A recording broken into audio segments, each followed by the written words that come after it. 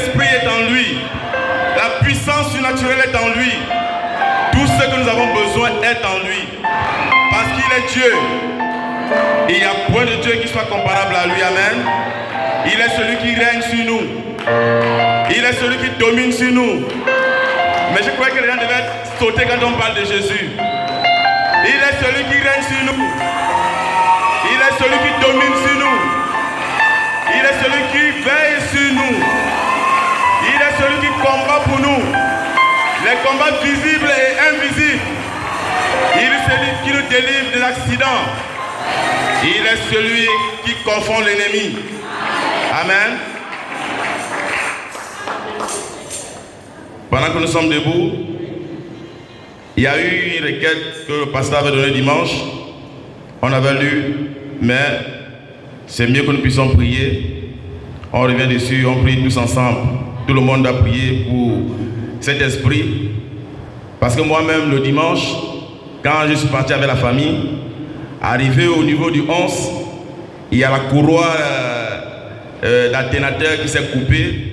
Ça a dérapé la courroie des directions et le volant s'est bloqué au milieu de la route. Heureusement qu'il n'y avait pas les voitures qui passaient avec toute la famille. Je pense qu'il y a quelque chose que le diable prépare, mais il est déjà démasqué. Amen. Dieu nous a soutenus. J'ai failli perdre le contrôle, mais nous sommes arrivés à sains et saufs. Que le nom du Seigneur soit loué. Prions pour cette requête. Tout le monde prie. Seigneur Jésus, Dieu trois fois saint, toi qui as dévoilé à ton serviteur le plan de l'ennemi, dont l'homme de la mort est en train de planer au-dessus de ton peuple, tu as dit quand l'ennemi est dévoilé, il devient faible. Seigneur Jésus, nous ne voulons pas négliger cela parce que nous croyons que tu es Dieu et tu ne changes pas. Nous voulons que cet esprit soit voué à l'échec au nom de Jésus-Christ. Que cela soit au plein évangile de Libreville, au plein évangile de Mwanda, au plein évangile de Franceville, ou au plein évangile de Port-Gentil, ou au plein évangile de Lambaréné, peu importe là où se trouve, là où ton serviteur a planté un drapeau, Seigneur, que tous ces plans soient déroutés au nom du Seigneur Jésus-Christ. Seigneur, nous venons comme ton peuple, parce que tu as dit que si le peuple qui porte ton nom se rassemble pour demander quelque chose à ton nom, toi Dieu, tu les accorderas cela. Seigneur, que ce démon de l'accident s'éloigne au nom de Jésus-Christ. Que cet homme de la mort ne puisse toucher aucune personne. Que cela soit au plein évangile, Père éternel, de Léconie, ou au plein évangile de Mouela. Que Satan soit confondu dans toutes ses voies. Au nom du Seigneur Jésus, que tous nos frères puissent nous rester, Père éternel, en bonne santé, sans incident et sans accident. Tu es le Dieu qui ne change pas, Seigneur. Ta parole est la vérité. Si tu as pu révéler cela, parce que tu as vu le plan de l'ennemi, tu l'as dévoilé, Père éternel, et nous croyons qu'il n'y a plus aucune potentialité de pouvoir nuire qui que ce soit. Agis dans la vie de tes enfants, alors que nous te donnons la première place, au nom du Seigneur Jésus-Christ. Amen. Amen. Nous allons lire dans Hébreux 11. Hébreux 11, 6. Amen. Or, sans la foi, il est impossible de lui être agréable. Car il faut que celui qui s'approche de Dieu croit qu'il existe et qu'il est le rémunérateur de ceux qui le cherchent. Amen. On peut lire aussi le verset 2 par derrière. Pour l'avoir possédé, les anciens ont obtenu un témoignage favorable. Vous pouvez vous asseoir.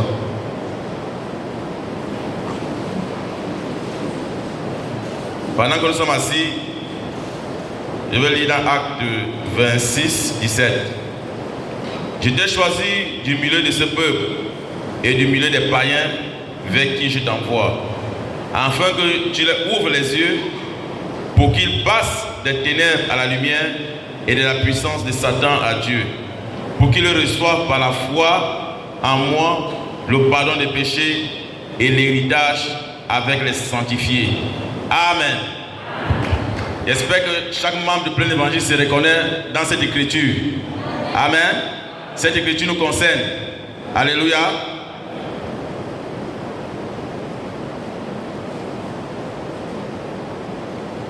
Lisons encore dans Psaume 3. Psaume 103, au verset 1. Mon âme bénit l'Éternel. Que tout ce qui est en moi bénisse son saint nom. Mon âme bénit l'Éternel et n'oublie aucun de ses bienfaits. C'est lui qui pardonne toutes tes iniquités et qui guérit toutes tes maladies. C'est lui qui délivre ta vie de la fosse et qui te couronne de bonté et de miséricorde. C'est lui qui rassasie de bien ta vieillesse, qui te fait rajeunir comme l'aigle. L'Éternel fait justice et il fait droit à tous les opprimés. Amen. Nous allons prier.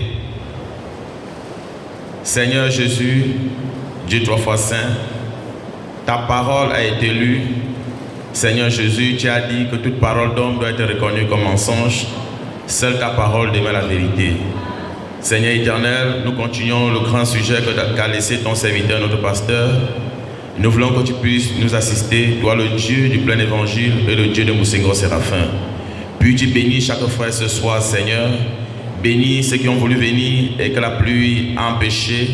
Seigneur, que ta bénédiction soit sur eux. Que chaque démon reconnaisse sa faiblesse devant l'autorité de ta parole et que tu te souviennes de ton serviteur, notre pasteur, qui est en repos. Que ta grâce soit sur lui et que ta bonté puisse nous conduire. Seigneur Jésus, que tu puisses continuer à lui révéler les bonnes choses pour nous et que quand il reviendra, que nous puissions manger la manne du ciel réservée à son peuple. Oh Dieu, bénis aussi Maman Séraphine, Jubilé, Salem, Divine et Sarah et tous ceux qui habitent dans sa maison, Seigneur Jésus, qu'ils soient gardés et protégés par toi au nom du Seigneur Jésus-Christ. Seigneur, nous nous remettons entre tes mains, croyant que nous allons glaner dans le champ de Boaz. C'est dans le nom de Jésus que nous te prions comme tes enfants. Amen. Alléluia. Je ne sens pas l'assemblée dégagée ce soir. Amen. Acclamons la haut pour le Seigneur Jésus.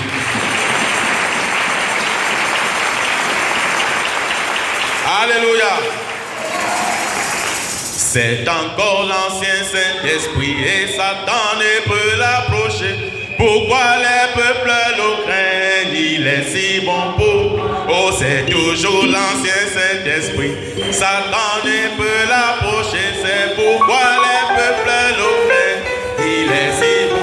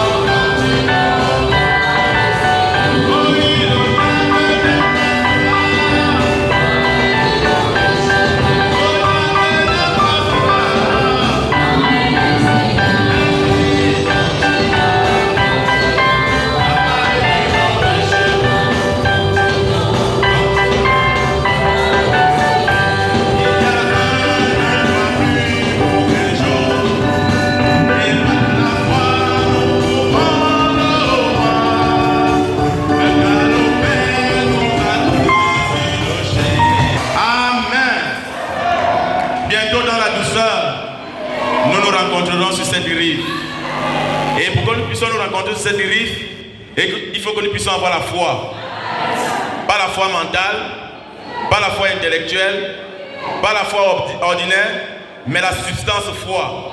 La foi qui est un sixième sens, la foi qui est un super sens et la foi qui est parfaite. Amen. Alléluia. Nous parlons du même sujet que le pasteur a laissé, la maison d'habitation de Dieu, et comme sujet la foi. Mais moi, le frère Léa y a tout parlé. et le frère Brice ont tout parlé. Mais comme il n'y a pas de sécheresse chez Dieu, je parlerai aussi de la foi, mais pas comme la foi spirituelle seulement, pas comme la foi mentale seulement, mais comme une substance. Amen. Comme une substance, comme la foi parfaite. Alléluia. Pour commencer, on va lire dans un substance. Dans un substance.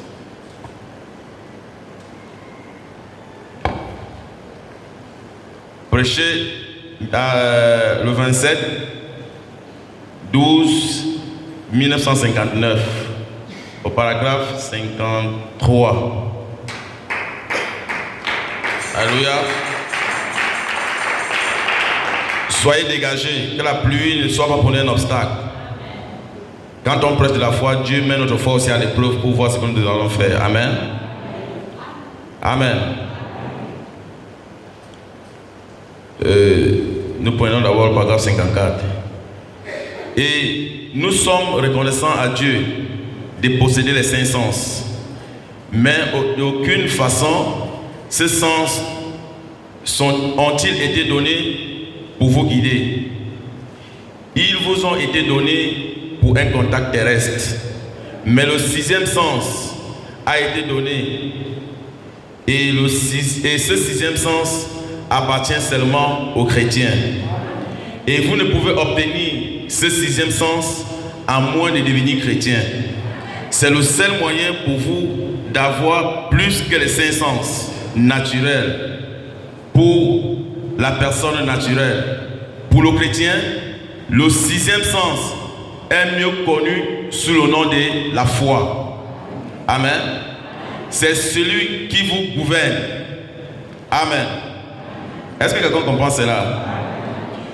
Pour le chrétien, ce 6e sens est mieux connu sous le nom de la foi. C'est celui qui vous gouverne et qui vous guide.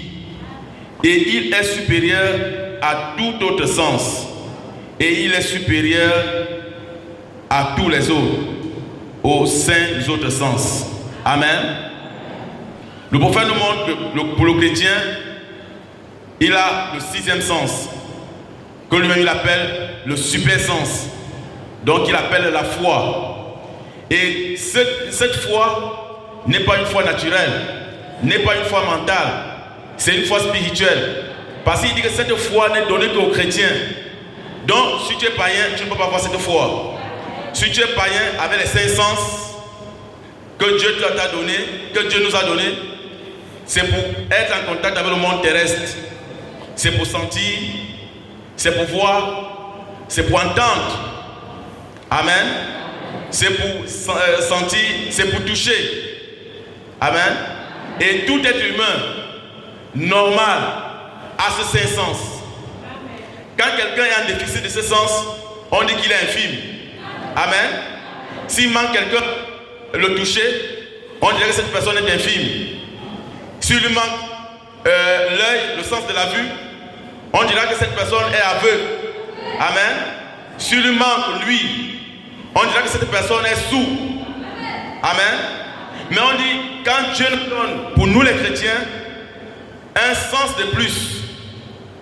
Parce que dans les 5 sens de l'homme, nous fait entrer en contact avec le monde terrestre.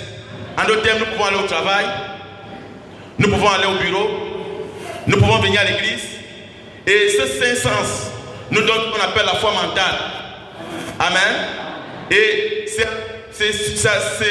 à quoi explique ces 5 sens que le 6e sens peut entrer en nous, ou aussi que le doute peut entrer en nous, ou l'incrédulité. Amen. Parce que la Bible, la foi vient de ce que l'on entend. Et ce que l'on entend vient de la parole de Dieu. Pour entendre la parole, on n'a pas besoin du super sens. Pour venir à l'église, on n'a pas besoin d'un super sens. Amen. On doit consentir à nous-mêmes quand on vient à l'église. Et on doit prêter nos oreilles pour entendre la parole. Et quand nous entendons la parole, ça dépend de la manière dont nous dirigeons nos sens.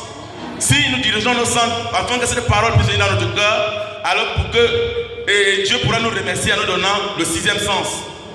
Mais si nous dirigeons ces cinq sens par la vie terrestre, ces sens aussi nous donneront aussi une autre foi. Mais ça sera une foi mentale que moi j'aime appeler la foi intellectuelle. Amen. Qui reste au niveau de l'esprit. Amen.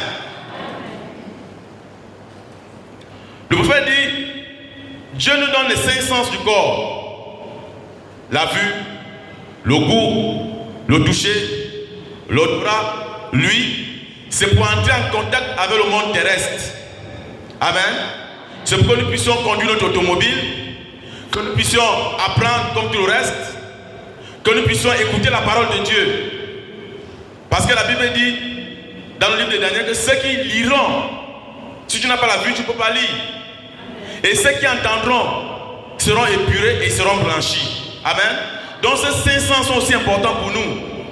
Mais cela nous fait rester seulement dans ce monde terrestre. Cela ne peut nous amener nulle part. À moins d'avoir le sixième sens, qui est la foi, qui est le super sens. Et le prophète dit même, plus long, on va lire, le prophète dit que c'est le Saint-Esprit. Amen. Que le Seigneur vous bénisse. Acclamons d'abord le Seigneur.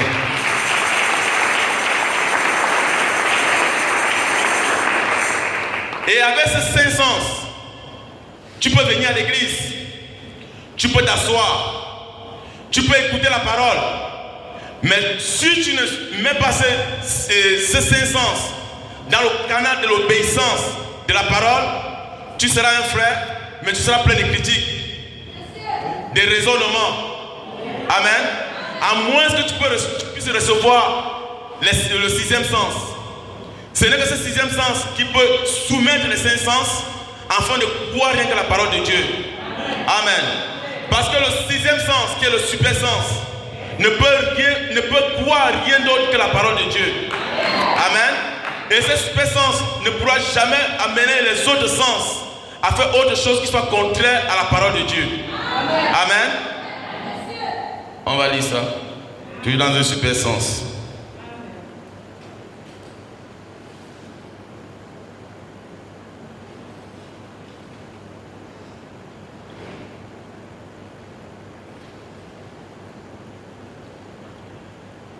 Paragraphe 63, 62. Le prophète dit, alors, mes frères, qu'est-ce qui est censé faire le sixième sens? Que vient faire le sixième sens? C'est une question que le prophète nous répond, nous pose. Parce qu'il met le point d'interrogation. Alors, mes frères, qu'est-ce qui est censé faire le sixième sens? Que vient faire le sixième sens? Le sixième sens vient pour cette raison. Maintenant, le sixième sens est la foi. Amen. Il met virgule. Le super sens. Maintenant, si, 3 points. Le sixième sens vient pour cette raison seulement. C'est pour faire que les cinq sens en vous nient tout ce qui est contraire à la parole de Dieu. C'est la raison d'être du sixième sens. Les Écritures parlent de 2 points, renverser le raisonnement. Amen. Donc nous voyons que quand le sixième sens vient, c'est pour soumettre les cinq sens du corps à écouter rien que la parole de Dieu. Amen. Et sans le sixième sens, tout ce que nous pouvons faire à l'église ne seront que des choses charnelles. Amen. Le prophète dit, quand Dieu nous donne ces cinq sens, ce n'est pas pour que les cinq sens puissent faire de mauvaises choses. Ce n'est pas pour que ces cinq sens puissent critiquer un frère, puissent critiquer une soeur. Ce n'est pas pour que ces cinq sens puissent haïr. Le prophète dit, ces cinq sens, c'est pour nous permettre d'entrer en contact avec le monde terrestre. C'est pourquoi vous voyez, j'ai lu dans Psaume 103, quand David dit, mon âme bénit l'Éternel. Il dit, et que tout ce qui est en moi bénisse l'Éternel. Mais vous me demanderez, qu'est-ce qui est en toi, en dehors de ton âme? Le prophète nous dit qu'en dehors de notre âme, ce qui est en nous, c'est notre corps et notre esprit. Amen. Et notre corps est doté de ces cinq sens qui nous amènent à critiquer, à parler mal et notre esprit qui nous amène à raisonner. Amen. Mais si notre âme peut bénir l'Éternel et que tout ce qui est en nous peut bénir l'Éternel, alors nous serons les hommes les plus heureux.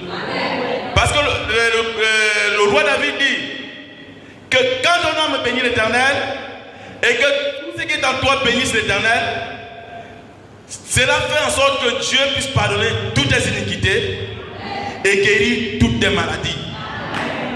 Amen. Je prie que quelqu'un devait acclamer pour ça.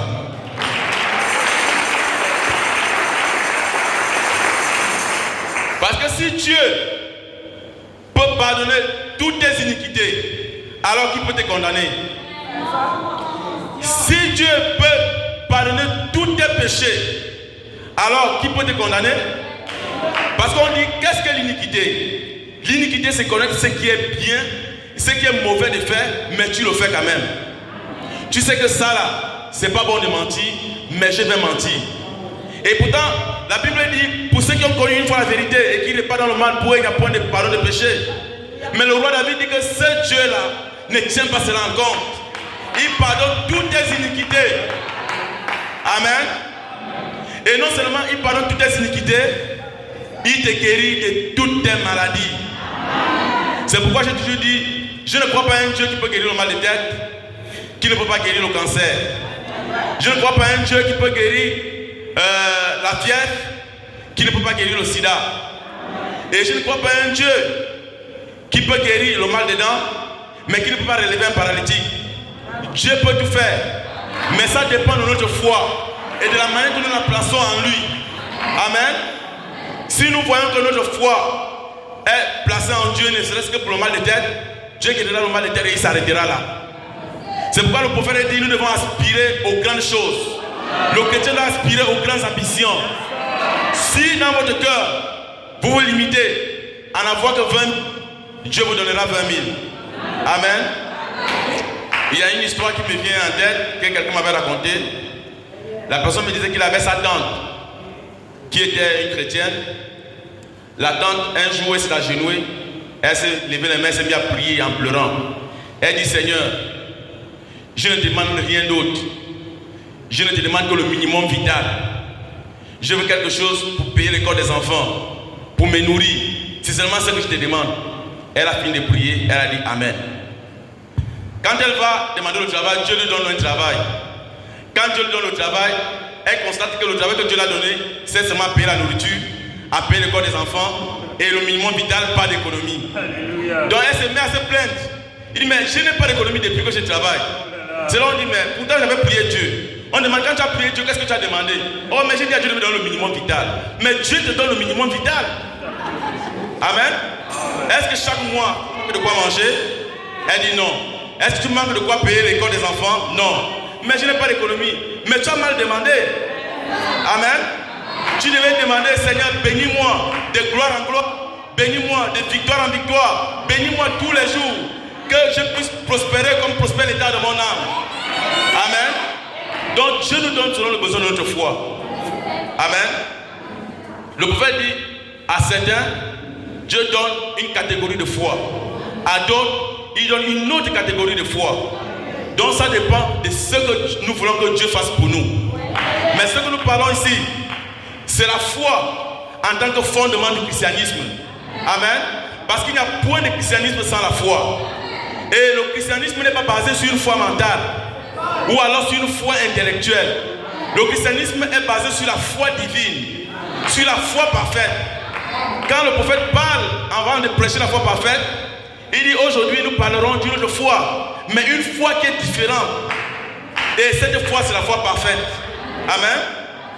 Donc nous les chrétiens, nous devons commencer par un peu de foi, plus de foi, jusqu'à atteindre la foi parfaite. Parce que le prophète dit que quand tu arrives à un stade, là où tu as déjà la foi parfaite, Dieu ne peut plus rien te refuser.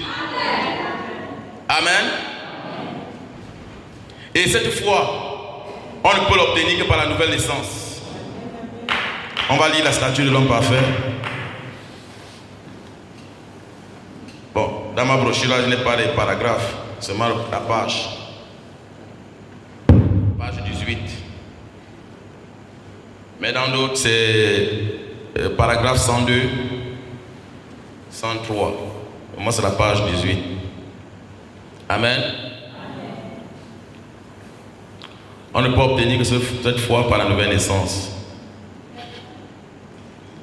Remarquez, vous devez naître de nouveau. Et quand vous naissez de nouveau, vous ne pouvez naître de nouveau sans avoir la foi.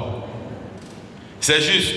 Donc, vous voyez, sur mon cookie, ici, j'ai comme fondement la foi. C'est le fondement de tout cela. Car sans la foi, il est impossible d'être agréable à Dieu. Amen. Car celui qui vient à Dieu doit croire que Dieu existe. Amen. Quand le prophète dit que celui qui vient à Dieu doit croire que Dieu existe, ce n'est pas d'une manière mentale, mais c'est du cœur. Amen. Si mentalement, comme un scientifique ou bien un grand théologien de la Bible, il dit oui, Dieu existe, celui qui a fait le ciel et la terre, oui. C'est pas ce que Dieu dit. Il dit à l'intérieur de toi, tu dois croire que Dieu existe et qu'il est le rémunérateur de ceux qui le cherchent. Amen. Voyez-vous, il doit l'être. Et quand vous êtes un sceptique de la Bible, quand vous êtes un sceptique de la véracité de la parole, vous feriez tout aussi bien de rester en arrière jusqu'à ce que vous le croyiez premièrement. Amen. On va continuer. Qu'est-ce que le péché? Le prophète répond, l'incrédulité. Il n'y a que deux éléments qui contrôlent l'être humain. C'est le doute ou la foi. L'un ou l'autre. Vous êtes possédé par celui qui domine votre vie. C'est de la quantité de foi que vous avez que dépendra la hauteur que vous pouvez atteindre. Alléluia. Dieu veut que quelqu'un devait acclamer pour ça. On va reprendre ça. Le prophète dit, il pose la question, qu'est-ce que le péché? Il répond lui-même, l'incrédulité. Il n'y a que deux éléments qui contrôlent l'être humain. C'est le doute ou la foi. L'un ou l'autre. Vous êtes possédé par celui qui domine votre vie. C'est de la quantité de votre foi, c'est la quantité de foi que vous avez que dépend la hauteur que vous pouvez atteindre. Si vous avez la foi, rien que pour le mal de tête, Dieu guérira le mal de tête. Mais si vous avez la foi pour guérir toute maladie, Dieu guérira toutes les maladies. Amen. Et j'ai toujours cru que s'il y a des chrétiens sur la terre, c'est bien les croyants du message de William Marion Branham. Parce que le prophète dit, la foi est basée aux promesses de ce jour. Et quand nous prenons les promesses de ce jour, c'est le message de William Marion Branham. Les dénominationnels beaux, ils diront qu'ils ont la foi, mais ils n'ont qu'une foi intellectuelle. Parce qu'ils n'ont pas vu le 7e sceau. Amen. On continue. Mais premièrement, il doit y avoir la foi. Laissez-moi m'arrêter là, sur ce fondement un instant. Le prophète dit pour un chrétien, premièrement, il doit avoir la foi. Amen. Et c'est la quantité de votre foi. Si, quand vous venez à l'église, et que le pasteur prie pour vous, si vous voulez qu'il vous impose les mains pour que vous puissiez guérir, vous allez guérir. Mais si vous dites, prononce seulement la parole, en prononçant la parole, vous serez guéri. Nous avons vu ça avec le centenier romain. Il n'a pas voulu que Jésus aille prier pour son serviteur. Il s'est dit que lui-même, il était un officier. Il a dit, moi je suis un être humain.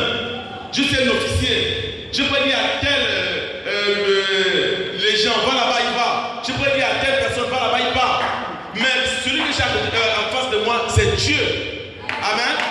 Il est capable de commander tous les démons. Il est capable de commander tous les esprits. Seigneur, tu n'as pas besoin de venir chez moi. Parce que je me connais en tant qu'humain. J'ai le commandement. En tant qu'humain, je peux commander un soldat et il obéira. Mais toi qui es Dieu, si tu commandes un démon, il t'obéira. Mais Jésus dit, je n'ai jamais Et le prophète dit, c'est ça la promesse des nations. Parce que ce Romain n'était pas un juif. Amen. Quand la Bible dit que le juste vivra par la foi, mais c'est la foi en tant qu'individu. Ce n'est pas une foi massive. Amen. Quand Dieu a appelé les enfants d'Israël et qu'il les conduisait par la colonne de feu la nuit et la journée par la colonne de nuée, ce n'était pas l'individu, c'était une masse. Mais à notre temps du soir, Dieu conduit chaque individu. Ça dépend du degré de la foi que tu as en lui, qu'il viendra se révéler en toi. Amen. Si tu crois que le temps des miracles est passé, ou alors que le Saint-Esprit ce n'est que pour les autres, ça dépendra aussi de toi. La fois passée, j'étais au 5, j'ai pris 2 personnes dans le véhicule. Quand ils montent dans le véhicule, vers le 7, ils me posent la question, es-tu chrétien? J'ai dit oui, je suis chrétien. Ils voulaient m'évangéliser. Mais as-tu reçu le Saint-Esprit? J'ai dit oui, j'ai reçu le Saint-Esprit. Mais est-ce que sais-tu que Jésus vient? J'ai dit oui, il est dans mon cœur. Il est en train de nous préparer pour l'enlèvement. Il dit non. Jésus est en toi. J'ai dit oui. Mais, excuse-moi, je suis désolé mon frère. Le Saint-Esprit n'est plus pour nous. Ça s'était arrêté au temps des apôtres. J'ai tourné d'abord et dit oh, frère, veut te il dit mais oui. Ça s'était arrêté au temps des apôtres. J'ai demandé ça exprès. Parce que les gens entrent dans une folie pour dire que le Saint-Esprit existe. Le Saint-Esprit n'existe pas. Bon frère, comme tu dis que tu as le Saint-Esprit, est-ce que quand tu es malade, tu prends les médicaments? Il dit, frère, ça c'est encore notre mystère. Il dit, mais quand tu me dis que tu as le Saint-Esprit, pourquoi l'apôtre Paul a dit que nous avons prêché en partie, mais quand le parfait sera venu, tout ce qui est partiel disparaîtra? Il dit, frère, ça c'est encore un mystère. Si je me mets à te déballer ça, tu vas sortir du véhicule sans arriver à ta destination. Mais ce qui a attiré mon attention, c'est que c'est un chrétien. Il prie. Mais là où il prie, on l'a enseigné que le Saint-Esprit s'est arrêté dans Acte 2, rien que pour les apôtres. Je lui ai dit, va bien lire ta Bible. Parce que la Bible dit, répandez-vous dans Acte 2, 38. Et que chacun de vous soit baptisé au nom du Seigneur Jésus-Christ pour le pardon de vos péchés. Et vous recevrez le don du Saint-Esprit. Car la promesse est pour vous, pour vos enfants et pour tous ceux qui sont de loin. En aussi grand nombre que l'Éternel votre Dieu les appellera. Donc ceux qui sont de loin, c'est moi qui suis là au Gabon. Donc j'ai le Saint-Esprit en moi. Et donne-moi ton numéro qui est intéressant. Donc ça veut dire que le monde a besoin d'être évangélisé. Nous avons besoin d'évangéliser. Nous avons besoin de faire quelque chose pour Dieu. Beaucoup se meurent par ignorance. Parce qu'on les apprend d'une certaine manière. Et pourtant la vérité est en nous. Une fois quand j'étais au charbonnage, l'un de mes voisins a failli me lancer une pierre. Il est allé dans le net. Il a vu Dieu nous envoyer un prophète appelé William Manon Branham. Mais quand il vient, il dit à son frère, mais est-ce que tu sais que Dieu a envoyé, il prie la femme qui a l'église à là. C'est maman Hollande ou quoi? Voilà, combat spirituel. Il voit son frère, il dit, mais tu ne savais pas que Dieu avait envoyé un prophète? Son frère dit, mais Moïse et puis Esaïe, ils prient là-bas. Il dit, ah bon? Je vois quelqu'un qui vient, il cogne chez moi. Quand il conduit, bonjour Esaïe. J'étais surpris, il dit, mais il n'est jamais venu chez moi. Il dit, tu connais le prophète William Manon Branham? Il dit, oui, je le connais. Il dit, tu es mauvais. Il dit, j'ai fait quoi? Tu connais une vérité comme ça et tu ne me dis pas, tu es en train de souffrir. Il dit, tu veux quoi? Mais depuis que j'ai le travail, j'ai cherché le travail, je ne vois pas. Il dit, tu veux travailler où? Oh, j'ai postulé dans 2 trucs, je ne sais pas là où je veux. J'ai dit, choisis. Oh, je vais aller à Elf. Il dit, vas-y. Après 2 jours, on l'appelle. Il a failli devenir fou. J'ai dit, non, moi c'est petit. Viens voir mon pasteur.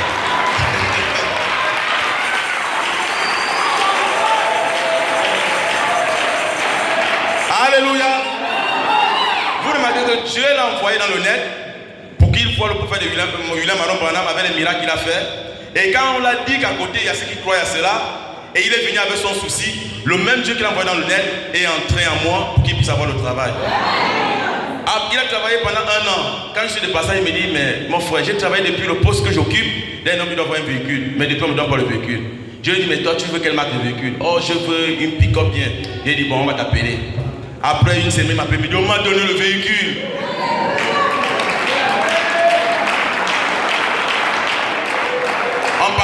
je ne parle pas de moi. On parle de la foi pour essayer de remonter, pour montrer que nous sommes des mystiques. Amen. Nous qui croyons au message de Supernatural, nous sommes des mystiques. On se minimise beaucoup. On passe le temps à dormir. On passe le temps à nous disputer. On passe le temps à nous quereller. On passe le temps à nous mépriser. Le véritable monde, nous nous méprisons beaucoup. Nous méprisons l'un, nous méprisons l'autre. Et pourtant le prophète dit que celui qui croit ce message, quand il a fait un chant et qu'il n'y a pas de pluie, il est capable de venir voir son frère ou sa soeur. Il dit mais ça fait depuis un mois, il n'y a pas de pluie. La Sainte dira je te donne la pluie. Et au même instant il pleuvra là-bas. Mais nous nous minimisons. Alléluia. Nous nous minimisons beaucoup.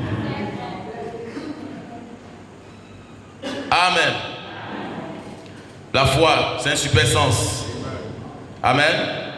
C'est un super sens. Un sens qui est plus élevé que les 5 sens. Si nous sommes ici ce soir, nous ne sommes pas en tant que païens. Ça, effaçons ça dans notre esprit. Amen. Nous sommes ici parce que nous sommes des chrétiens. Amen. Et le prophète dit que pour les chrétiens, il les a donné un super sens. Et notre Seigneur Jésus-Christ avait faim pendant qu'il partait avec ses disciples. Il avait besoin de manger les figues. Ce n'était pas le temps de se figuer de donner les figues. Mais comme il n'a pas eu la révélation qu'il était devant son Créateur, il a été maudit. Amen. Quand il a été maudit, il a été séché. Pendant qu'il a été séché, les apôtres ont été éblouis de la rapidité de la parole prononcée. Et le prophète commande ça. Il dit que Jésus n'a pas envoyé une foudre pour dire comme tu as fait cela, j'envoie la foudre, bien qu'il était capable de le faire. Amen. Il n'a pas envoyé des milliers d'anges pour déraciner cela, bien qu'il était capable de le faire. Mais il a prononcé simplement la parole pour montrer que l'épouse qui croit ce message ne vivra que par la parole prononcée. Peu importe ce que tu as besoin, si tu crois que tu es l'épouse du Seigneur Jésus-Christ, premièrement, il faut que tu reconnaisses d'abord ta position. Qui es-tu? Chrétien ou païen? Si tu es chrétien, tu n'as pas de doute. Tu as la foi. Si tu es chrétien, tu n'as pas seulement que les 5 sens. Tu as le 6e sens, qui est un super sens. Amen. Et quand ces disciples étaient éblouis, qu'est-ce que Jésus leur dit? Jésus dit, si vous avez la foi comme une graine de s'élever et que vous ne doutez point, vous pouvez dire à cette montagne, ôte-toi de là et va te jeter dans la mer. Il dit, si vous ne doutez de rien et que vous croyez que ce que vous avez dit arrivera, vous le verrez s'accomplir. Le problème avec nous les chrétiens, c'est que nous doutons. Nous faisons semblant de croire. Mais en réalité, nous avons la foi. Mais c'est une foi intellectuelle. Parce que quand la foi raisonne déjà, elle devient intellectuelle. Totalement. Elle n'est plus divine. Amen. Et nous ne pouvons obtenir rien de Dieu avec cette foi. On nous parlera des promesses de Dieu. Nous serons toujours malheureux. Et nous vivrons toujours comme des malheureux. Sans rien avoir. Parce que nous refusons d'utiliser notre carte joker. Quand vous jouez aux cartes avec ceux qui ont joué les cartes et que la personne a les cartes joker, la personne, lui, il ne s'ennuie pas. Il sait d'office qu'il est vainqueur. Amen. Dieu nous a donné une carte joker. Il nous a donné la foi comme fondement du christianisme. Amen. Et il a dit tout ne peut s'obtenir que par cette foi. Nous ne pouvons rien obtenir par la puissance. Nous avons déjà la puissance. Quand tu deviens chrétien, automatiquement cette puissance est en toi. Et par elle, tu ne peux rien obtenir. Il faut que tu puisses avoir la foi afin que cette puissance puisse avoir l'action. Amen. Alléluia. Nous allons lire dans un super sens de jour, au paragraphe 57. Acclamons le Seigneur.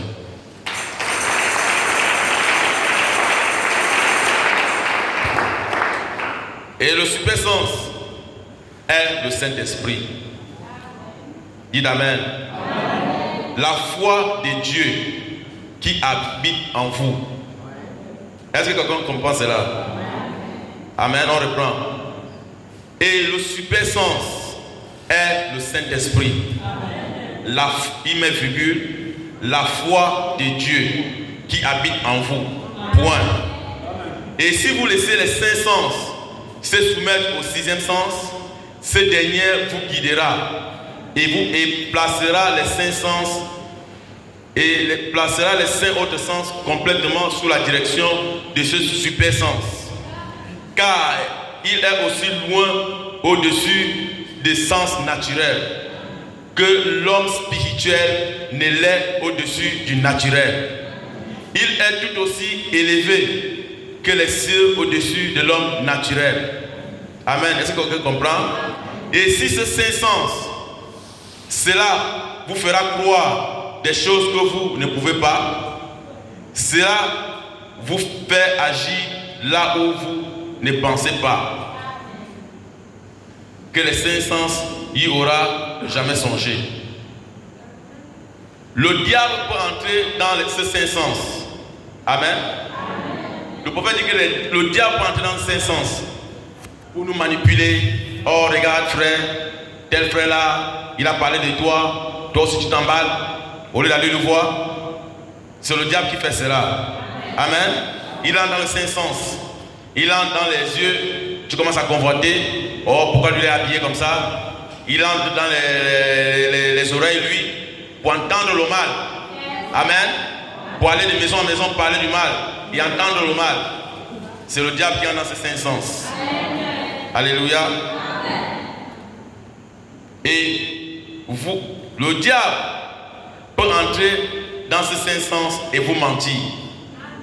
Mais il ne peut pas toucher à ces super sens. C'est bien au-delà de sa portée. Cela vient de Dieu. Cela s'appelle la foi. Amen. Le diable ne peut pas toucher ce super sens. Le diable ne peut pas toucher cette foi. Amen. La foi est cette grande chose. Amen.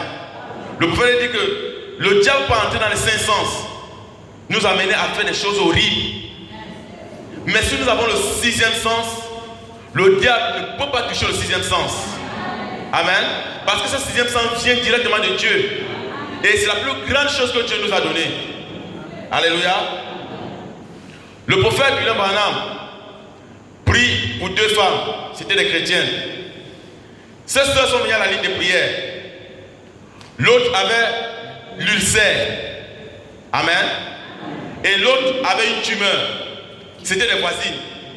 Bien sûr qu'il y avait plein de gens. Quand Dieu appelle celle qui avait l'ulcère et que Dieu commence à faire le discernement et que le prophète commence à faire le discernement, il commence à lui décrire sa vie, là où elle sort, ce qu'elle est, et il lui dit qu'elle a l'ulcère. Et le prophète dit à cette soeur, au nom, ainsi dit le Seigneur, tu es guéri.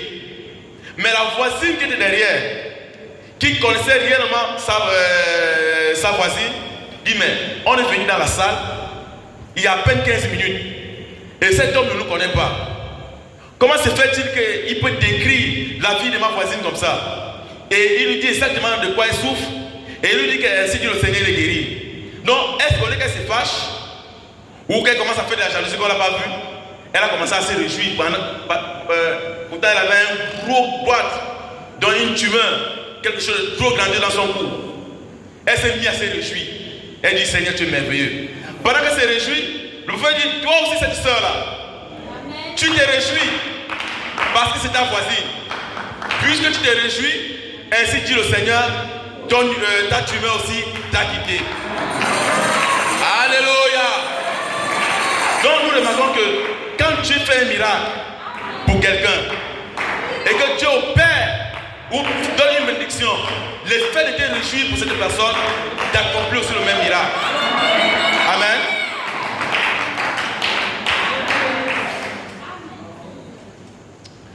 Une fois, j'avais ma première voiture, une Twingo. J'avais cette voiture, je n'avais pas d'argent. Mais beaucoup de gens ne savaient pas pourquoi j'avais cette voiture. Une fois, quand le pasteur voyageait, il partait en Afrique du Sud. J'ai eu en cœur de lui donner quelque chose pour l'offrande missionnaire. J'ai pris cela, je suis parti lui donner. Je suis resté tranquille. Quand le pasteur va, il revient avec une Pajero qui avait le volant à droite. Pendant que je suis en train de me réjouir, il y a une fois qui me dit, puisque tu te réjouis de cela, moi aussi je te donne une voiture. Je regarde à côté, je dis, mais je n'ai pas d'argent. Dès que j'arrive à la maison, je vois un voisin qui me dit non, il y a là son frère qui vend un véhicule. Il vendait ça à 2 millions ou combien. Mais je n'ai même pas 100 000. Mais une fois m'a dit, je te donne aussi un véhicule. J'avais en ce temps-là une briqueterie et il n'y avait même pas de clients. Pendant que je suis là, quand ce monsieur m'a dit son frère vendait la voiture, j'ai dit, mais j'aurai l'argent où? En tout cas, Dieu a dit qu'il me donnera. Comme nous a dit le frère Brice, que la foi, c'est une révélation. Amen. Donc quand Dieu t'a révélé quelque chose, tu t'accroches à cela. Puisque Dieu m'a dit, comme tu as fait cela et qu'il a fait ceci, moi aussi je te donne cela. Donc je me suis accroché à cela. Avant l'après-midi, je suis à la briqueterie, je vois un monsieur qui vient. Il me dit, bon, j'ai besoin des briques. Il dit, mais tu as besoin de combien de briques? Il dit, j'ai besoin de 2000 briques. Il dit, mais regarde la briqueterie, il y a à peine 600 briques là. Il n'y a même pas, et plus il y a tout là, et je n'ai plus l'argent pour frapper les autres. Il me dit, non, je ne t'ai pas dit que je veux seulement les 600, il dit, je veux les 2000 briques. Et je te donne tout l'argent des 2000 briques. Toi-même, et je ne veux pas ça maintenant, tu peux me livrer ça dans 6 mois si tu veux. Je dis, oh. Ça, c'est quelle histoire? Je prends l'argent, il m'a remis 800 000. Avant le soir, je vois un monsieur qui me devait pour les 500 000 francs. Il vient, il me paye ma dette. C'est déjà 1 300 000. Là où je travaillais, là où j'ai construit l'église, juste parce que je dis que j'ai un problème. Puisque les travaux s'étaient arrêtés, le soubassement s'était arrêté, on n'avait pas encore continué. Il a dit, donne-moi 200 000. Quand on commencera, les travaux, tu vas couper. Il était libre de me donner ou de ne pas me donner, puisqu'il m'avait déjà tout payé la première étape. Il m'a dit, moi, il n'y a pas de problème. Il m'a donné 200 000. J'avais 1 500 000. Maintenant, dès que j'arrive, le monsieur me dit, bon, comme tu es bien avec nous au quartier, j'ai dit à mon frère de te laisser ça à 1 500 000. Me voilà avoir une voiture sans l'argent. Pourquoi? Parce que je me suis réjoui de quelque chose que Dieu avait fait à son serviteur.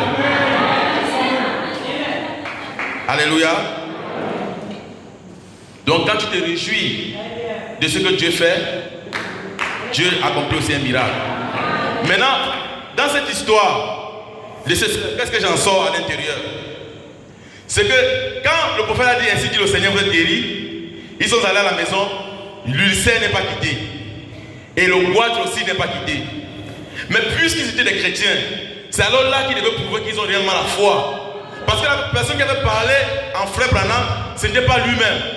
C'était le Saint-Esprit qui avait dit, ainsi dit le Seigneur, vous êtes guéris. C'était à eux de douter ou de ne pas être guéris, ou de se saisir de cela comme étant une révélation directe de Dieu et être guéri. La sœur est allée manger, celle qui avait l'ulcère. Quand elle est allée manger, elle a failli mourir. Parce que ça l'a encore attaqué pleinement fort. Mais c'était nous aujourd'hui au plein évangile, ce sont les pasteurs qui troublent les brebis. Ou alors ça c'est déjà des gens qui font ce qu'on appelle la télépathie. Donc il fait semblant que tu sois guéri, à la maison il n'y a rien. Mais cette sœur-là, c'était pas cela. Ils se sont cramponnés à la parole de Dieu parce que la foi vient de ce que l'on entend. Ils ont entendu leur vie être dénoncée par quelqu'un qui ne les connaissait pas, qui est venu dans la salle à peine 15 minutes. Amen. Ils sont cramponnés à cela. Cette femme a commencé. 2 semaines sont passées. Elle est partie voir sa voisine. Ah, la voisine sur le coup était là. Les gens commencent à se moquer au quartier.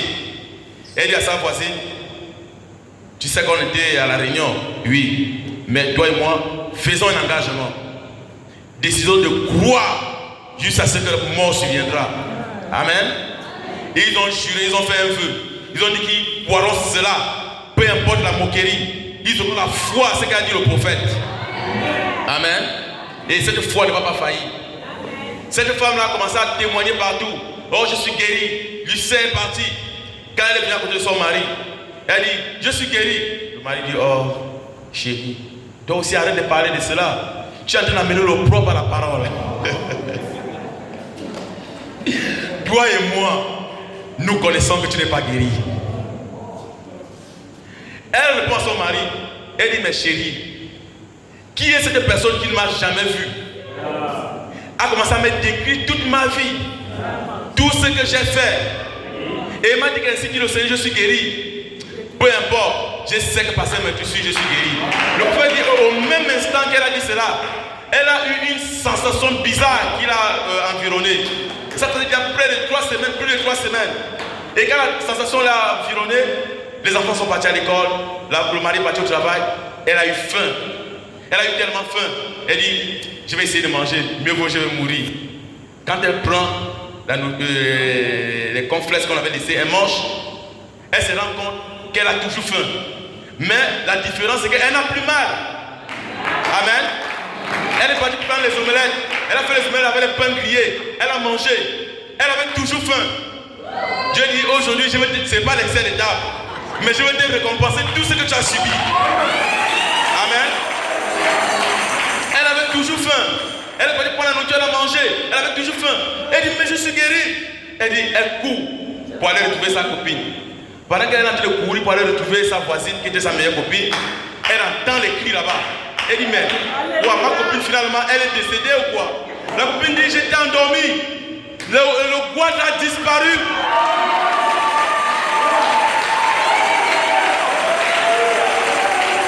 Amen. Ils ont tenu bon. Ils ont eu foi à la parole de Dieu. Peu importe les circonstances, peu importe les moqueries, peu importe aussi le temps. Parce que l'ennemi de la foi c'est le temps. Mais ils n'ont pas tenu compte du temps, mais ils ont eu la guérison. Alléluia. Et le prophète parle encore d'un certain mendiant qui s'appelait John Ray, qui disait édition spéciale, je suis guéri. Puisque nous parlons de la foi. La foi peut être du tic au tac, comme elle peut être prolongée. Parce que Dieu ne regarde pas au temps, mais Dieu regarde à sa parole. Et elle a dit qu'elle arrivera, et cela s'accomplit selon ce qu'il a dit. Donc si Dieu t'a dit, je te donne du travail, ne raisonne pas. Ne dis pas que ça fait 2 ans qu'il avait dit. Dieu honore toujours ses promesses. Parce qu'il a dit, il n'est pas un homme pour mentir, ni un fils de l'homme pour se repentir. Si tu sais que tu es chrétien, et que tu es venu voir un homme de Dieu, et qu'on a prié pour toi, et que cette maladie s'aggrave, le prophète dit, c'est la preuve que tu es guéri. Mais la chose qui pourra faire partie de cette maladie, c'est quand ta foi est cramponnée dans les Écritures. Johnny Reed est venu à la prière pour qu'on prie pour lui. Il était aveugle. Le prophète a prié pour lui. Quand le prophète prie, il croit. Il demande au prophète de lui donner un signe. Le prophète dit, partez mes tissus, passez mes tissus, tu es guéri. Il dit Amen. Il part à la maison. 2 jours, il n'est pas guéri. Ses frères disent, mais attends, tu es parti chez un disciple de bonne aventure. Lui, là, il t'a dupé. Ce pasteur du plein évangile, là, voulait suivre cadeau. Voilà maintenant, tu es toujours aveugle. Les frères l'amènent à la ligne de prière. Quand il revient vers le prophète dit, mais toi, j'ai prié pour toi. Il dit oui. Il dit, mais j'ai dit ainsi dit le Seigneur, tu es guéri. Il dit oui. Il demande au prophète, mais je ne sais pas quoi faire. Le prophète lui demande, mais tu as dit que tu me crois. Il dit oui, mais je te crois. Je ne sais pas comment je ne peux pas te croire. Après que tu m'as décrit ma vie, tu ne me connaissais pas, tu as fait quoi, tu as dit tout. Mais seulement je ne sais pas à quoi m'approcher. Comme le prophète savait que c'était un catholique, et que les catholiques aiment dire réciter les prières de Marie, le prophète ne pouvait que lui donner un poteau d'attache, à titre exceptionnel. Il lui a dit, récite seulement cette écriture biblique, passez mes tissus, je suis guéri. Mais le prophète dit que c'est la pure erreur qu'il a fait de sa vie. Parce que quand il a dit cela à ce mendiant John, Aucune personne ne pouvait plus l'arrêter. Même pendant que le prophète prêchait, quand le prophète prêchait, il dit, monsieur, arrêtez d'abord. Attendez, j'ai quelque chose à dire. Pasteur mes tissus, je suis guéri. Qu'est-ce qui me fait raconter cette histoire? Le prophète dit, cet homme n'avait pas la foi, mais il était en train d'attirer ce super sens. Il attirait cette foi afin que la guérison puisse venir en lui.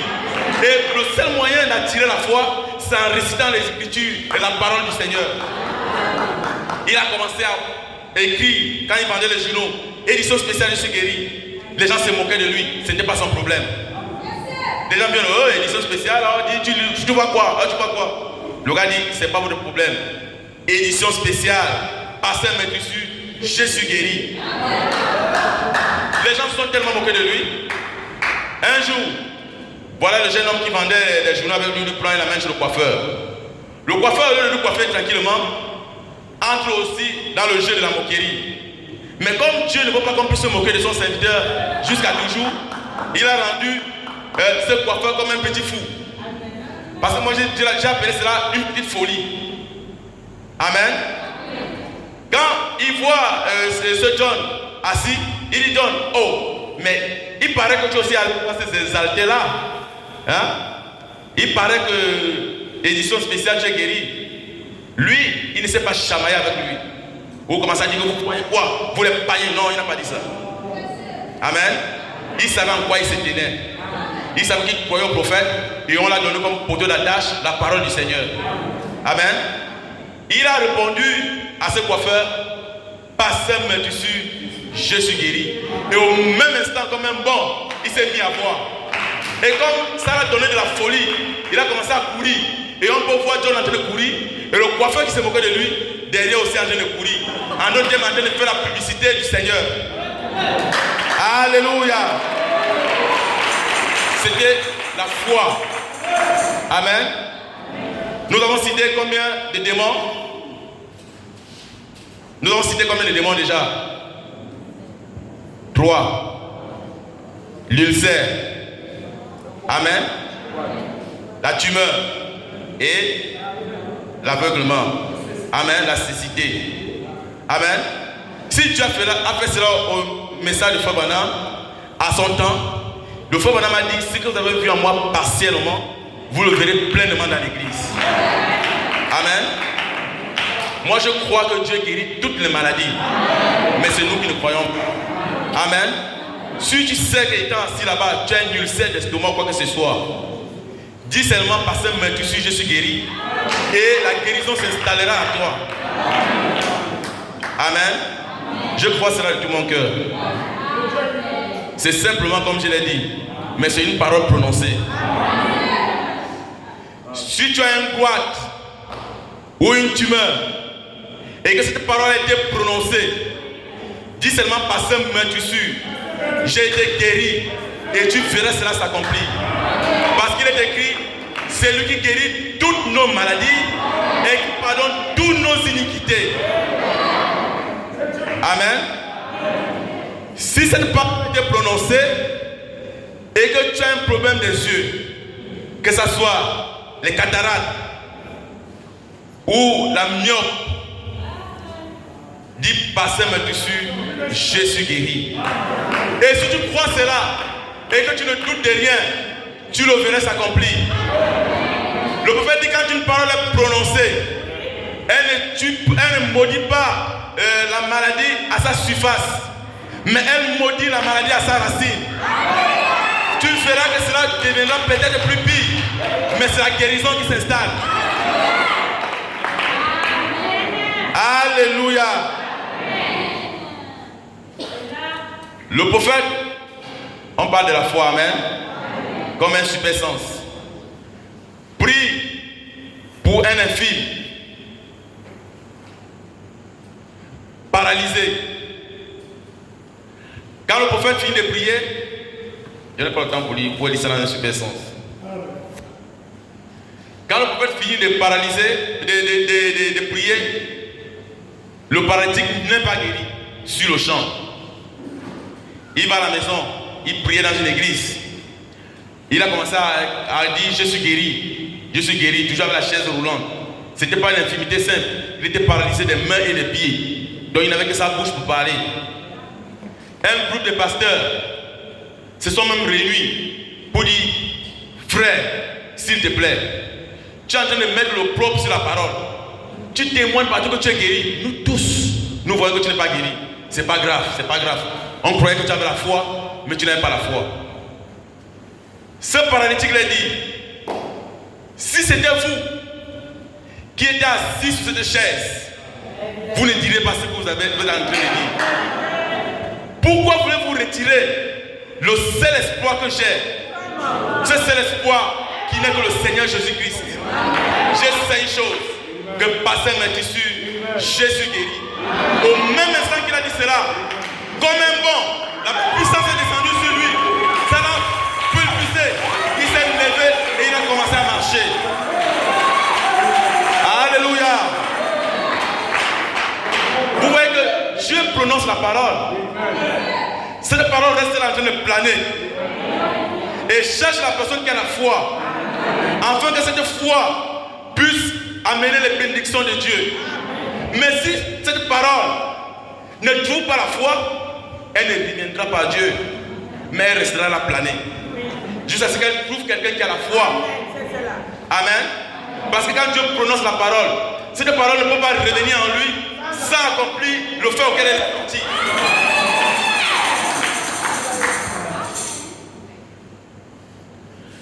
Peut-être que Dieu t'a promis un mari, ou Dieu t'a promis une femme.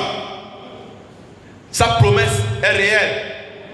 Si tu es certain que c'est Dieu qui t'a promis, et que tu as mis ta vision, ou cette voix qui t'a parlé, que tu as dans le rhume du rhume, et tu es convaincu que c'est Dieu qui t'a parlé, alors aie la foi.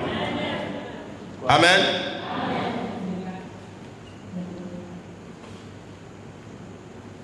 On a encore cité quelle maladie? L'infirmité. Amen. C'est nous qui avons peur. Chaque frère qui est assis là, chaque soeur, vous êtes capable de relever les paralytiques comme Pierre l'avait fait. Mais la peur envahit notre sous-conscient et vient au niveau de notre esprit, entre nous dans notre âme pour nous produire le doute. Amen. Une fois, alors que j'avais voyagé, j'étais à Douala, j'étais avec mon épouse. J'ai la fille de mon grand frère, elle a à peu près 19 ans. Elle n'habitait plus à la maison. Parce qu'on avait lancé un sort, à chaque fois qu'elle vient à la maison, elle est paralysée. Comme vous voyez, quelqu'un paralysé, elle ne peut plus marcher. Donc elle avait trouvé refuge chez un pasteur. Là où le pasteur faisait les prières à chaque fois. Les prières, un moment ça donne, un moment ça ne donne pas. Quand je suis arrivé là-bas, on m'a parlé de cette histoire. J'ai dit, mais c'est quel Dieu qui peut te guérir et te dire, ne l'ai jamais chez toi? J'ai posé la question à son père. Quand tu as construit la maison là, tu as prêté l'argent? Il dit non. Est-ce que tu as pris l'argent de quelqu'un et tu n'as pas remis? Il dit non. Est-ce que tu as volé cet argent? Il dit non. Je me suis débrouillé et j'ai construit la maison. Il dit, mais cet enfant, c'est ton enfant. Elle doit venir habiter dans ta maison. Il dit, amenez-moi l'enfant. Pendant que je suis en train de revenir. Dès que la fille de 19 ans est entrée à la maison, elle est tombée réellement paralysée, comme un serpent. Les parents se sont mis à pleurer. La maman dit, oh, toi là-haut, tu vas voir ce qui va t'arriver. On avait dit que ma fille ne vient pas ici. Tu vas me porter sur ta tête. Il dit, mais c'est mon petit gars, dit, oh non, il plaît. Non, vous allez me voir. Vous allez voir ce que je vais vous faire. Je les ai dit, c'est moi qui l'ai dit de venir. Donc arrêtez de vous discuter. S'il y a quelqu'un à blâmer, c'est bien moi. Et si cet enfant ne marche pas, je ne suis pas un serviteur de Dieu. Puisque l'enfant a eu un sort, qu'elle ne peut jamais venir dans cette maison, elle tombe paralysée. Même quand elle passe seulement sur la route, même si elle passe comme ça, elle tombe paralysée, elle peut se lever. Au début, elle commence à convulser, rien du tout. C'est moi qui l'ai dit de venir pour voir comment cet esprit agit. J'ai dit, lève-toi. Elle n'arrive pas à se lever, elle tombe, mais c'est cool. La maman commence à pleurer, j'ai dit, calme-toi. J'ai dit, si je ne te calme pas, je suis obligé de te faire sortir, même si tu es la maman. J'ai dit, Seigneur, j'ai pris l'enfant, j'ai dit, on va prier.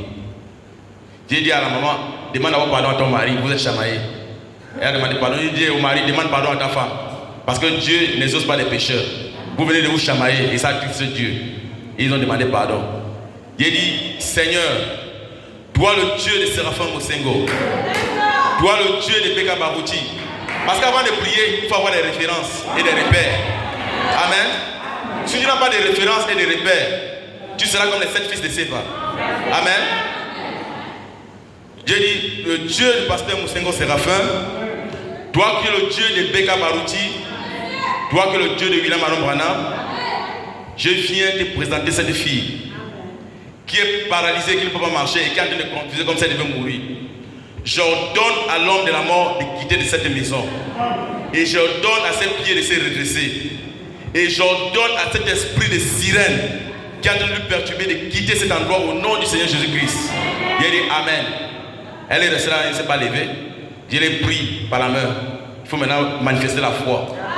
Quand je l'ai pris la main, il dit oh! Il commence à crier, il dit c'est moi qui ai prié, laissez-moi, peu importe. Si elle tombe, elle se casse, je vais l'amener à l'hôpital. J'ai pris sa main, je lui ai dit au nom du Seigneur Jésus-Christ, lève-toi. Elle a commencé à dandiner, elle se lève, faisons les pas. Elle a commencé à faire un peu de pas. Premier pas, on est allé voir son père. Quand on a fait le deuxième pas, elle a commencé à marcher normalement. Troisième pas, elle a commencé à courir.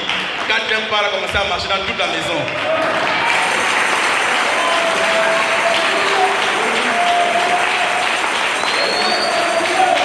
Et elle est guérie jusqu'à aujourd'hui. Et la meilleure chose, c'est qu'elle est en train d'aller même en mariage.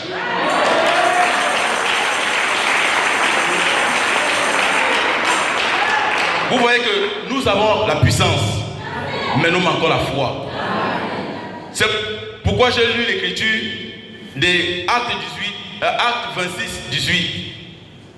Quand Dieu dit, je t'envoie au loin, vers les païens, de les faire sortir de la puissance des ténèbres à la lumière. C'est la commission que notre pasteur a eue. Amen. C'était la commission de Paul à l'ancien temps.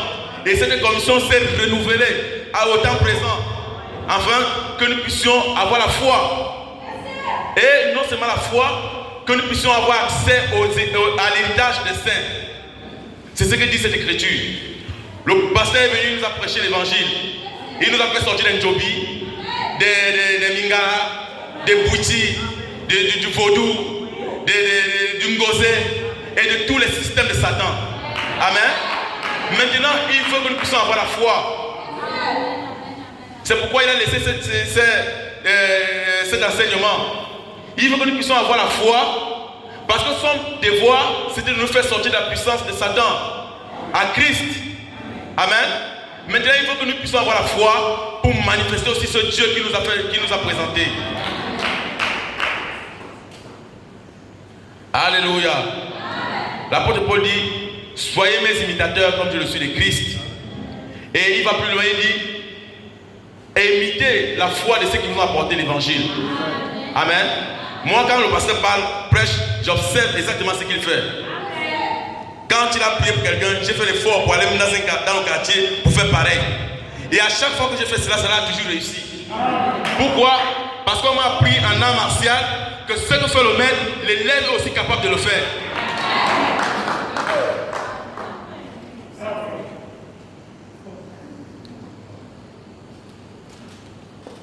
Quand Jésus était sur la terre, il a guéri les boiteux.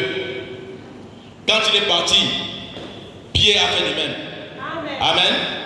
C'était pour montrer que l'élève a valé le rouleau du maître. Amen. Si nous sommes réellement fils de Mose, nous pouvons faire les mêmes choses.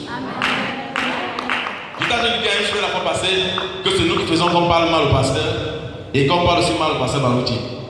Parce qu'ils nous ont démontré Dieu. Et si chaque personne peut démontrer Dieu dans le quartier là où il habitait, les bouches des chrétiens seront fermées. Amen. Il t'a dit, quand tu es malade, je te colle un ange. Mais l'ange vient faire quoi? Il ne vient pas pour te contempler. Quand tu as lu dans le livre des autres, je pense que c'est 23 20. Voici j'envoie mon ange devant toi. C'était pour faire quoi? Pour te conduire en chemin. Il te fera arriver chez les Étiens, chez les Jébusiens. Mais je les exterminerai devant toi. Mais quand le pasteur dit je te colle un ange, c'est pour que cet ange puisse veiller sur toi. Quand tu as un problème, tu l'appelles, il vient résoudre le problème. Amen. Mais seulement ce que cet ange ne fera pas, c'est qu'il ne pardonnera pas nos péchés. Amen. On parle de la foi comme une substance. Amen.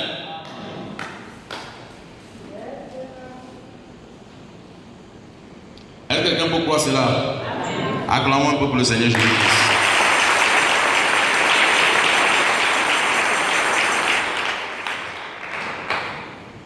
Et cette foi qui est une substance, j'ai l'habitude de l'appeler aussi une substance. Amen. On va lire dans la statue de l'homme parfait, toujours page 18, page 19 aussi.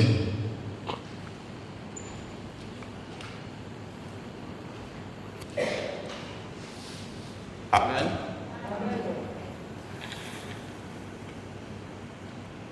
Donc je suis plutôt sur le signe. La statue de l'homme parfait.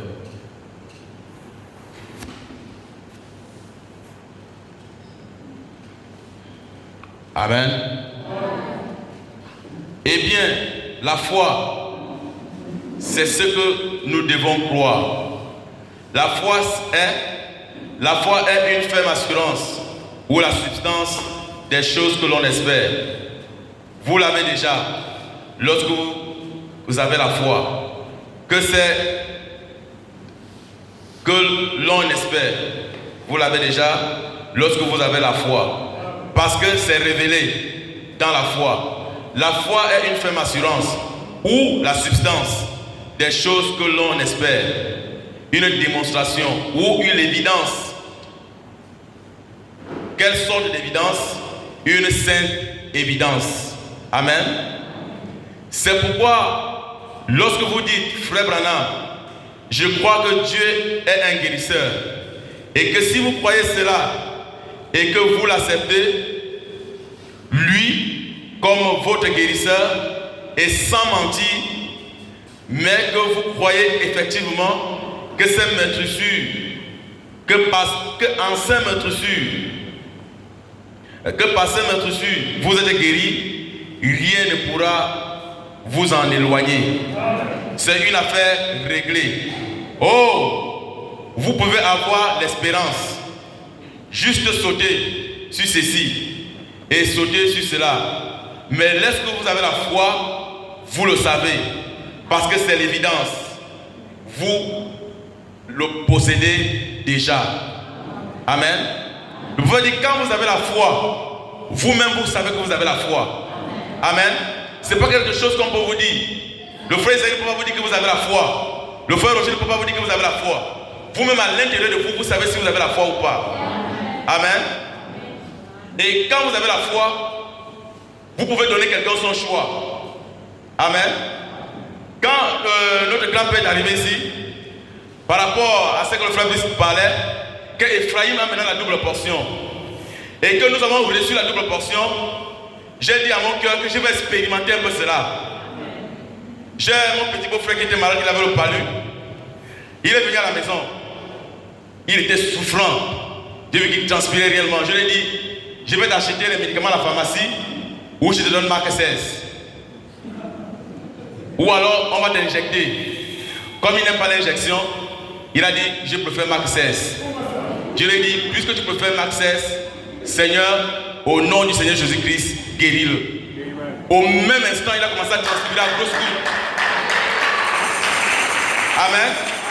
Quelqu'un qui ne pouvait même pas s'élever, à moins de 2 heures, il a commencé à marcher partout. Il a dit, ah, là, c'est réellement la double portion. Pourtant, avant, quand on priait, on attendait 3 jours pour que ça se réalise, ou bien 1 semaine.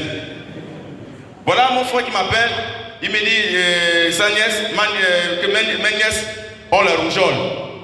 Et qu'on les a chassés à l'hôpital, c'est le cas critique, on ne peut plus les recevoir. Il dit, mais comment ça?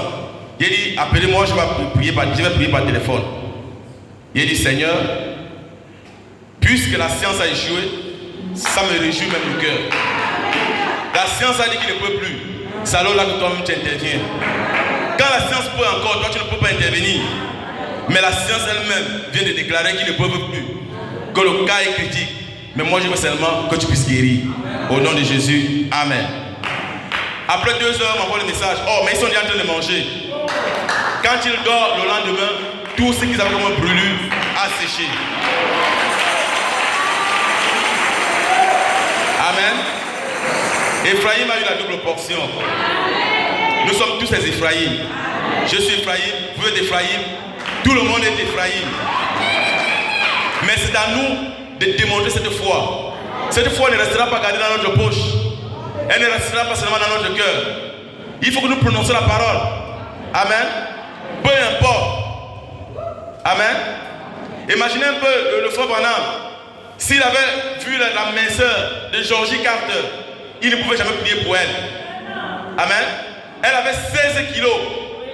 On dit que ses jambes étaient semblables à un brindille, les balais, à la manche d'un balai.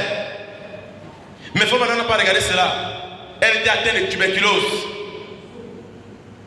Mais puisque le frère Branham a eu quelque chose qu'il a dit, va prier pour elle, le frère Branham s'est avancé avec la foi et a essayé de parler avec cette jeune fille qui avait aussi la foi, alors que ses parents ne voulaient même pas voir le frère Branham.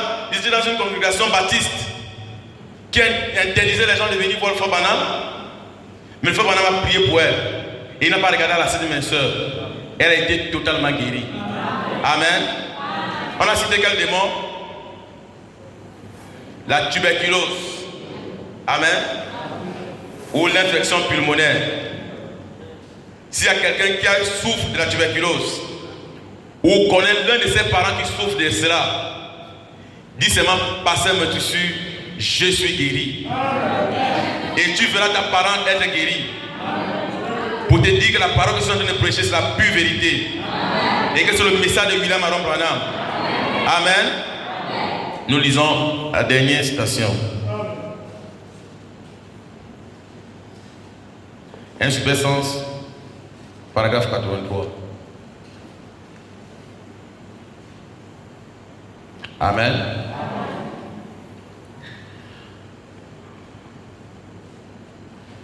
Le sixième sens ne regarde jamais, le sixième sens ne gardera jamais le silence là-dessus. Le sixième sens dira, c'est un mensonge, je me sens mieux. Amen. Quand on a prié pour toi et que les cinq sens veulent dire non, tu as pas mal. Le prophète dit, le sixième sens ne gardera jamais le silence là-dessus. Le sixième sens dira, c'est un mensonge, je me sens mieux. Je suis en voie de rétablissement. Dieu l'a dit. Voilà qui tranche la question. Amen. Le prophète lui-même dit Amen. Dieu l'a dit. Voilà ce qui tranche la question. Ainsi, Dieu l'a dit. Le sixième sens se nourrit seulement de la parole. Amen. Au paragraphe 84. Ce super sens, il est super au-dessus des sens. C'est un sens plus grand. C'est une foi. C'est une puissance qui remue et pousse en action. Amen. Ce super sens pousse en action. Amen. C'est quelque chose qui vous fait accomplir des choses que vous n'auriez jamais pensé accomplir. Amen. C'est le sixième sens. Le super sens. Le prophète dit que ce sens, c'est quelque chose qui vous fait accomplir les choses que vous n'imaginez pas accomplir. Amen. Donc, peu importe ce que vous avez comme obstacle, si vous avez ce super sens, je veux que vous dites que je suis fils de Dieu, j'ai reçu le Saint-Esprit et tout ce qui est comme obstacle ne peut prévaloir devant moi.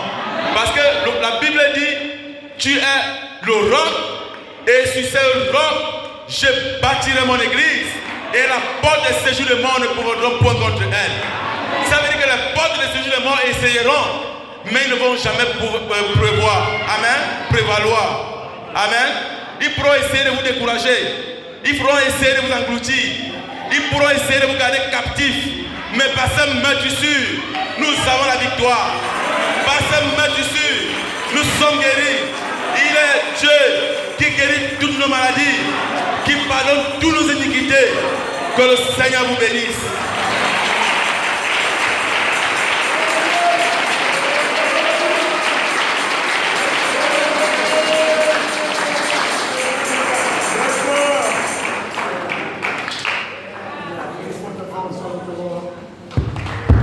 On a une forte acclamation de toi. Chaque promesse dans la Bible est bien.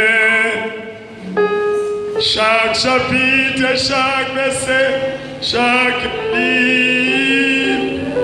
Oui, je crois son amour divin. Chaque promesse dans la Bible. Oui, oui, chaque promesse.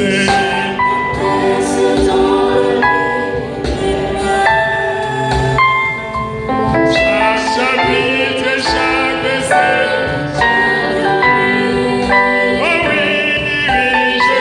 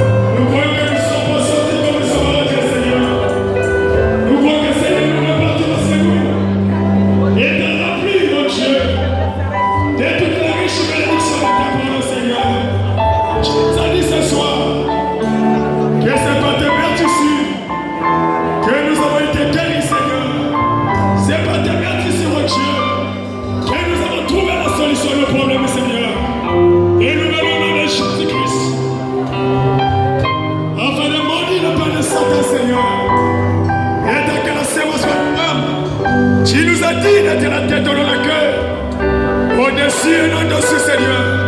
Tu as dit le projet que tu as formé pour nous. C'est sur le projet de paix. C'est sur le projet de bonheur.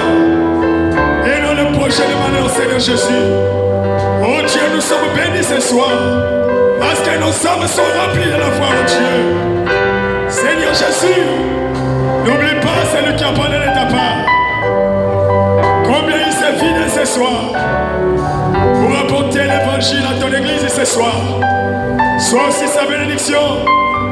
Puisse encore de nouveau le remplir, oh Dieu. Sois la bénédiction de son épouse, ainsi que de toute sa famille, Seigneur. Nous prions pour notre précieux pasteur. Là où il est, Seigneur Jésus, dans son temps de repos. Que tu fortifies, Seigneur Jésus, sa chair. Que tu renouvelles ses forces, Seigneur. N'oublie pas son épouse et ses enfants. Et bénis la réunion de vendredi ainsi que de dimanche. Et nous te disons merci pour le frère Guy Léonie que tu viens de rétablir, Seigneur.